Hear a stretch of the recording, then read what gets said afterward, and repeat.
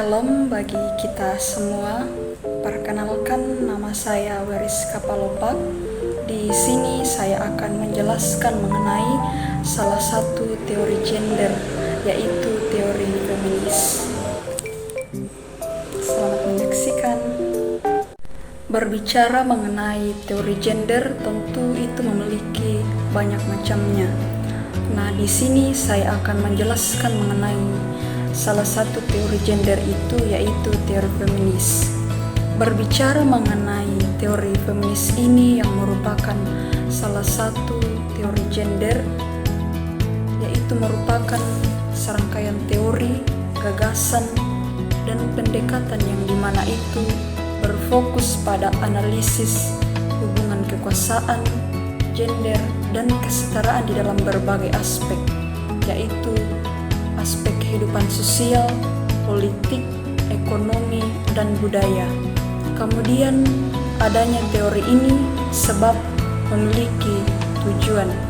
Tujuan yang dimaksud di sini yaitu untuk memahami dan mengubah struktur sosial yang mengabadikan ketidakadilan gender, terutama penindasan terhadap perempuan.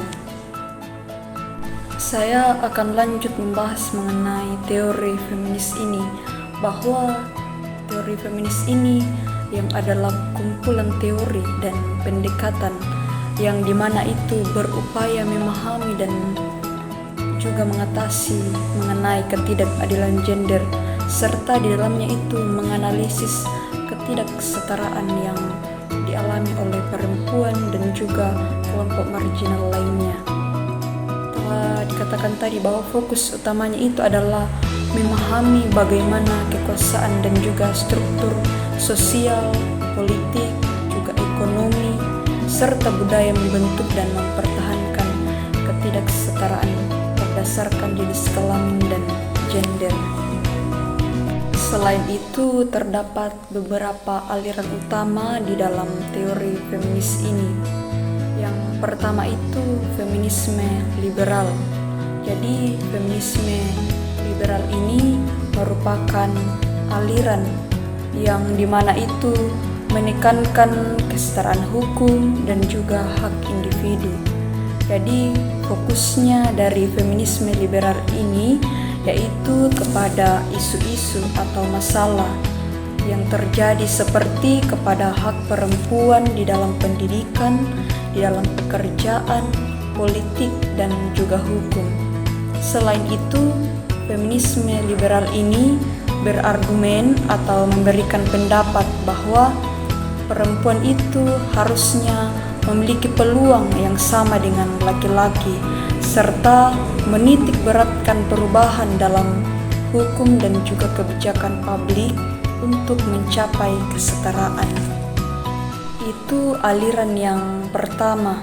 Kemudian yang kedua yaitu feminisme radikal, di mana kalau feminisme radikal ini melihat ketidaksetaraan gender itu berasal dari patriarki, yaitu sistem yang didominasi oleh laki-laki, di mana yang mendominasi itu hampir semua aspek kehidupan sosial.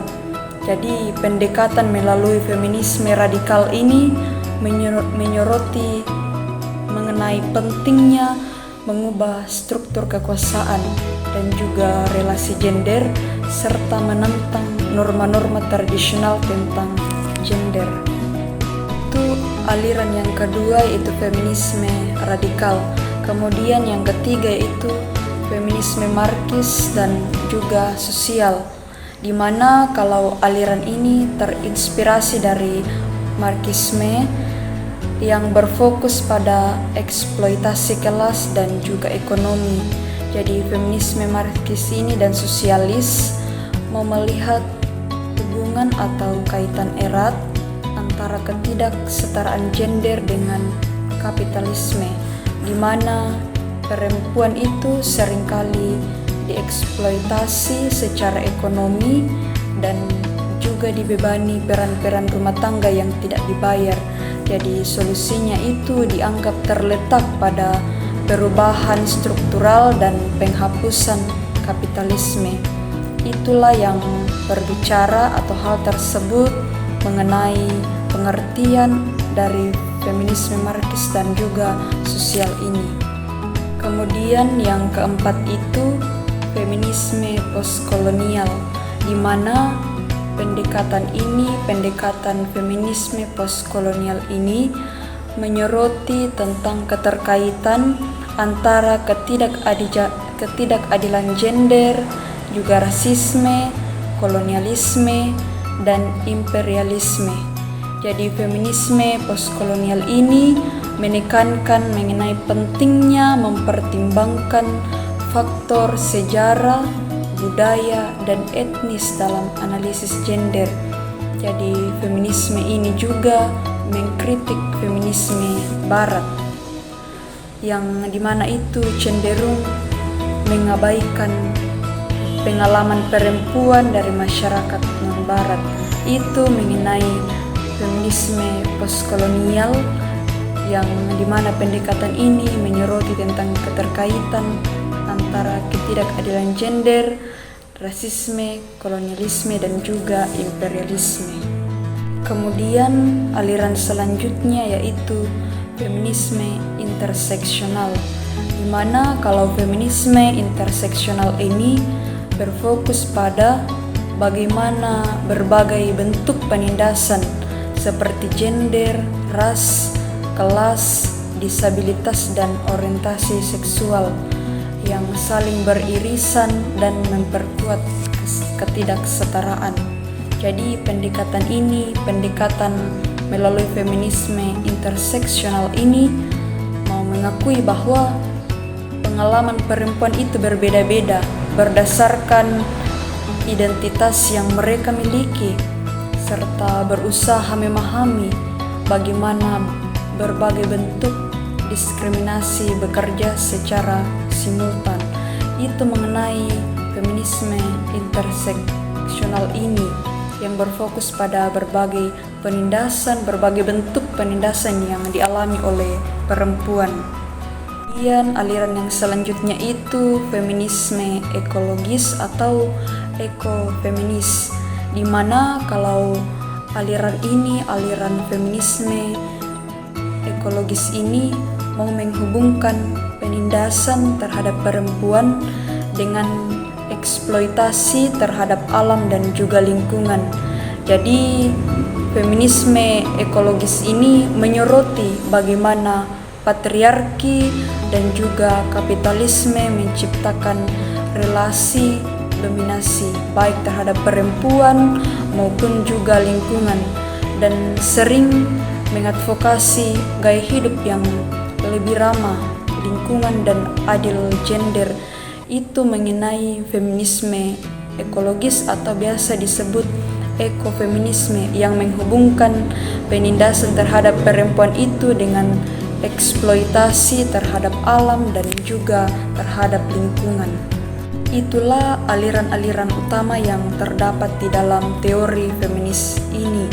Jadi memang teori feminis ini berfokus kepada perempuan, akan tetapi teori feminis ini tidak hanya berfokus pada isu-isu perempuan saja, akan tetapi di mana itu juga mencakup mengenai seksualitas, identitas gender, kekerasan berbasis gender, serta hak-hak individu di berbagai bidang kehidupan. Jadi melalui teori ini bertujuan untuk menciptakan mengenai perubahan sosial yang dimana itu lebih inklusif dan juga adil bagi semua orang. Itu jika kita berbicara mengenai teori feminis ini, bahwa memang berfokus kepada perempuan tetapi di dalamnya mencakup berbagai hal, yaitu pada isu-isunya juga berfokus kepada seksualitas, identitas gender, kekerasan berbasis gender, dan bahkan hak-hak individu di berbagai bidang kehidupan. Itu ketika kita berbicara mengenai teori feminis ini. Kemudian saya di sini sedikit menyinggung mengenai teologi feminis, di mana gerakan feminis ini telah menjadi tantangan tersendiri bagi dunia kekristenan pada saat ini, khususnya melalui apa yang dikenal sebagai teologi feminisme. Salah satu pandangan menurut pandangan Ayah Susanti memberikan pandangan bahwa gerakan feminisme itu awalnya berjuang untuk kesetaraan hak dan juga peran antara perempuan dan laki-laki dalam masyarakat. Namun pada beberapa pihak merasa bahwa feminis itu kemudian melangkah terlalu jauh dalam mengejar keadilan versi mereka. Jadi ada feminis yang bahkan berusaha menciptakan konsep teologi baru dengan nuansa feminis, seperti mengganti sebutan Allah, membangun masyarakat yang berpusat pada perempuan atau matriarki, dan juga berusaha menciptakan masyarakat ideal yang sulit atau tidak mungkin untuk diwujudkan. Selain itu, seorang ahli lain yang juga bernama F.L. Krauss juga menyoroti bahwa teologi feminis itu memiliki atau mempunyai kritik terhadap tradisi Kristen, terutama dalam hal hubungan atau kaitan perempuan dengan Tuhan. Teolog feminis percaya bahwa perempuan sama seperti laki-laki yang dimana itu bisa mempresentasikan Tuhan, dan mereka juga menurut kesetaraan gender yang bisa meluas ke isu-isu seperti LGBT karena adanya dorongan untuk emansipasi. Beberapa feminis dianggap melangkah terlalu jauh dengan berpikir bahwa keberadaan laki-laki tidak lagi diperlukan. Jadi teologi feminisme secara umum dapat dipahami sebagai gerakan yang bertujuan untuk memperbaiki keadilan sosial bagi perempuan, dan gerakan ini berupaya untuk meninjau kembali isi dan juga batasan dalam Alkitab serta tulisan-tulisan Kristen, sambil mendorong cara berpikir di gereja dan dunia akademis. Itu sedikit menyinggung tentang teologi feminis. Jadi teori feminis ini berfokus kepada penindasan secara khusus yang dialami oleh perempuan. Kemudian setelah itu kita berbicara mengenai tokoh yang ada di dalam teori feminis ini. Salah satu tokoh yang berperan atau dikenal di dalam teori feminis ini yaitu Simone de Beauvoir, di mana beliau itu adalah seorang filsuf dan juga penulis dan bahkan feminis yang berasal dari Perancis. Beliau ini dikenal sebagai salah satu pemikir feminis yang paling berpengaruh, secara khusus itu pada abad yang ke-20. Dan Simone de Beauvoir ini memiliki karya, yaitu salah satu buku yang berjudul The Second Sex pada tahun 1949. Buku ini menjadi fondasi atau dasar yang penting di dalam perkembangan teori feminis modern, terutama itu feminis eksistensialis dan feminis gelombang kedua. Itulah salah satu tokoh yang terkenal dari teori feminis ini. Jadi Simone de Beauvoir ini mengadopsi pandangan eksistensialis yang dimana itu mau menyatakan bahwa manusia itu didefinisikan oleh pilihan dan juga tindakan mereka. Jadi dia itu menolak gagasan bahwa perempuan secara alami ditentukan oleh biologi atau kodrat mereka sebagai perempuan. Nah, menurut tokoh tersebut yaitu de Beauvoir, perempuan itu memiliki kebebasan. Kebebasan yang dimaksud di sini yaitu kebebasan untuk membentuk kehidupan mereka dan juga tidak harus terikat pada peran tradisional yang ditetapkan oleh masyarakat patriarkal. Selain itu, dia juga berpendapat bahwa status sebagai perempuan itu bukanlah sesuatu yang bersifat biologis atau alami, tetapi juga merupakan hasil dari konstruksi sosial. Kemudian dalam pandangannya, yaitu De Beauvoir, masyarakat telah menentukan bahwa perempuan adalah lian atau the other, yaitu posisi di mana perempuan itu dipaksa untuk menempati peran sekunder dibandingkan dengan laki-laki yang dianggap sebagai norma atau subjek. Jadi di sini terdapat perbedaan kedudukan antara laki-laki dengan perempuan. De Beauvoir dalam karyanya, dalam bukunya tadi yang berjudul The Second Sex, menjelaskan bagaimana perempuan itu selalu ditempatkan sebagai lian di dalam relasi sosial seperti yang telah saya jelaskan tadi, di mana di situ terdapat perbedaan kedudukan antara perempuan dengan laki-laki, di mana laki-laki itu terkadang ditempatkan sebagai subjek. Jadi laki-laki itu adalah subjek yang aktif, kemudian perempuan itu dianggap sebagai objek pasif yang keberadaannya itu hanya dalam kaitannya dengan laki-laki. Jadi ini menciptakan struktur penindasan di mana perempuan itu tidak pernah dilihat sebagai individu yang otonom, melainkan hanya dalam kerangka peran gender mereka. Itulah perbedaan yang terjadi terhadap kedudukan perempuan dengan laki-laki. Selain itu, De Beauvoir juga menyatakan bahwa peran gender itu dilekatkan pada perempuan, seperti menjadi istri, ibu, dan pengurus rumah tangga. Dan itu yang sering kita lihat dan bahkan terjadi dalam kehidupan kita. Jadi mereka itu adalah alat penindasan yang digunakan oleh sistem patriarki. Kemudian dalam pandangannya, yaitu De Beauvoir, dia mengatakan bahwa perempuan itu harus dibebaskan dari peran ini. Agar apa? Agar mereka itu bisa menjalani hidup yang otentik, di mana itu mereka bisa memilih jalur hidup mereka sendiri tanpa dikekang oleh harapan masyarakat. Itu yang diberikan atau pandangan oleh De Beauvoir ini. Jadi dia itu mau memberikan kebebasan terhadap perempuan tanpa adanya kekangan oleh harapan masyarakat itu. Jadi De Beauvoir ini mau mendukung mengenai perempuan sebab perempuan itu banyak mengalami penindasan.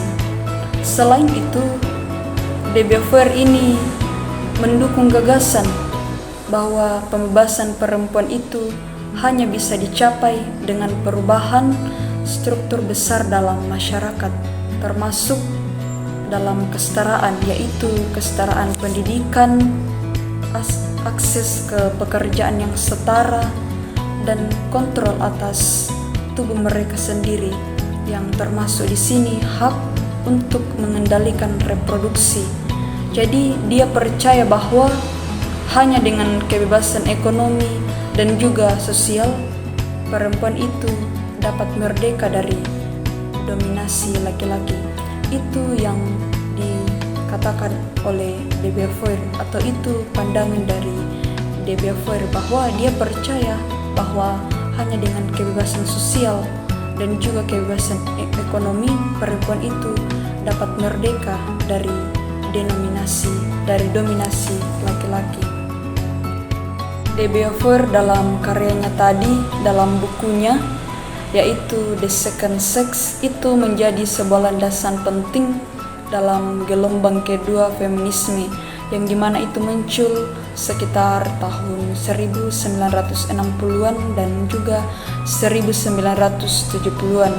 Jadi karyanya ini mempengaruhi feminis di seluruh dunia dengan pandangannya tentang gender sebagai konstruksi sosial dan analisis tentang penindasan perempuan. Itu dari karya The Second Sex, dari karya De Beauvoir. Itulah salah satu tokoh dari teori feminis ini yang terkenal. Jadi teori feminis ini adalah berbagai seperti hubungan kekuasaan dan juga ketidakadilan gender, serta bagaimana perempuan itu mengalami hidup di dalam masyarakat. Dan teori feminis ini berfokus pada bagaimana sistem sosial, ekonomi, politik, dan juga budaya memengaruhi hak dan posisi perempuan di dalam masyarakat. Kemudian, selain itu, teori ini juga membahas mengenai identitas gender, seksualitas, dan bagaimana faktor-faktor seperti ras, kelas, dan etnis berpengaruh pada pengalaman gender. Kemudian tokoh yang telah saya jelaskan tadi, yaitu Simone de Beauvoir dalam The Second Sex, dalam karya itu berpendapat bahwa pengalaman gender memberikan pengaruh, di mana di sini bahwa penindasan terhadap perempuan bukanlah akibat biologi, tetapi hasil konstruksi sosial yang menempatkan mereka, yaitu perempuan, sebagai lian dibandingkan dengan laki-laki yang diposisikan selalu sebagai subjek. Jadi dia menolak peran gender tradisional yang membatasi kebebasan perempuan dan mendorong pembebasan melalui kesetaraan pendidikan, akses, dan juga akses pekerjaan di sini, dan juga bagaimana kendali atas tubuh mereka sendiri, yaitu bagi perempuan. Ya, baik, sekian yang dapat saya sampaikan mengenai teori gender ini, yaitu teori feminis. Semoga bermanfaat bagi kita semua. Terima kasih.